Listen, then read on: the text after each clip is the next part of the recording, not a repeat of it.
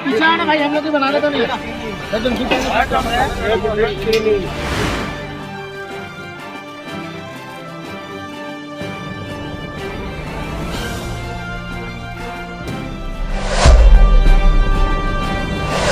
नमस्कार, मैं सुरेंद्र और आप देख रहे हैं 10 सीजी खबर। मेरे पीछे जो कुआं आप देख रहे हैं ये बन गया है मौत का कुआं, क्योंकि यहाँ पर संदिग्ध परिस्थिति में यहाँ पे काम करने वाले एक गार्ड की हुई है मौत। कुछ देर पहले ही उसकी लाश को यहाँ से निकाला गया है। नाम था भूपेंद्र सिंह, लगभग 55 से 54 वर्ष की उनकी उम्र थी और ऐसा बताया जा रहा है कि वो नाइट शिफ्ट पे गार्ड के रूप में यहाँ काम करते थे। 6 से 6 का समय था यहाँ पर जिस कुएं को अभी आप पूरा खुला देख रहे हैं, इसमें कुछ एंगल्स लगे थे।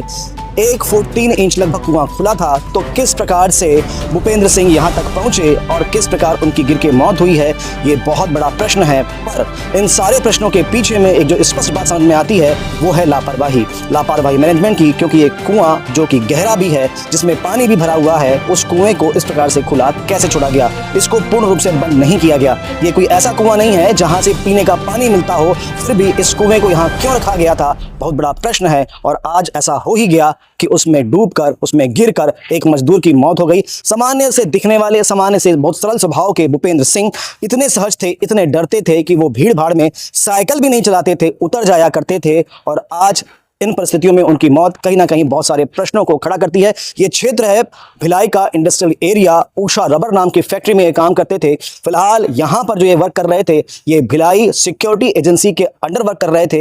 ऐसा बताया जा रहा है कि जिस क्षेत्र में भी हम खड़े हैं, ये जो क्षेत्र आप देख रहे हैं, इस क्षेत्र में उनका काम नहीं था, इसके बाजू वाला एक क्षेत्र था, उस क्षेत्र में उन्हें काम करना था। पर यहाँ पर वो क्यों आए थे, ये भी एक विषय है, एक बड़ा प्रश्न है। पर कहीं ना कहीं यहाँ पर मैनेजमेंट की लापरवाही एक बड़ा प्रश्न है। आपने देखा होगा, चाहे वो भिलाई स्टील प्लांट हो या अन्य प्लांट हो, मजदूरों की, मैनेजमेंट की लापरवाही की वजह से अक्सर मौतें होती है।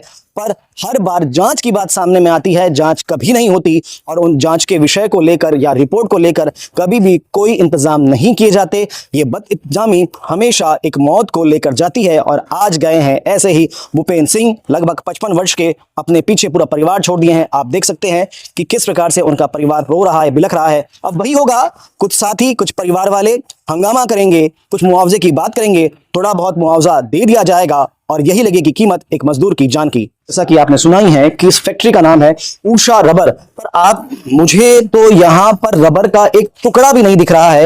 ये पूरा काम लोहे का फैब्रिकेशन का वर्क है और कंपनी का नाम है उषा रबर। तो आप सोच सकते हैं कि रसूखदार लोग और बड़े इंडस्ट्रियलिस्ट लोग किस प्रकार की गड़बड़ियां करते हैं और इन सारी गड़बड़ियों पे प्रशासनिक अधिकारी और जिम्मेदार मौन रहते हैं। और परिणति होती है कि दिखती है हमको इस प्रकार के साधारण से सरल व्यवहार के मजदूरों की। हैं, परिचित हैं जी।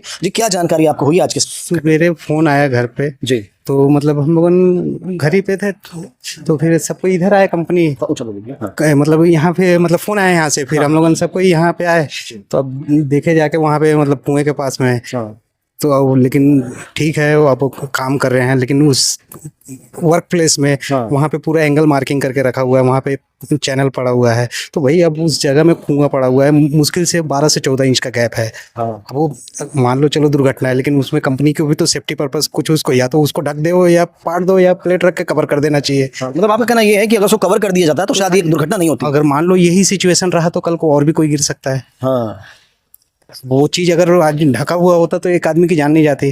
अब उसके पीछे परिवार है, बच्चे हैं। आखिर वो ये जगह देखने के बाद में तो मतलब दुर्घटना स्थल मतलब है, चाहे जो भी लापरवाही जिसकी भी समझो, अभी लापरवाही है, उसको कवर तो होना चाहिए।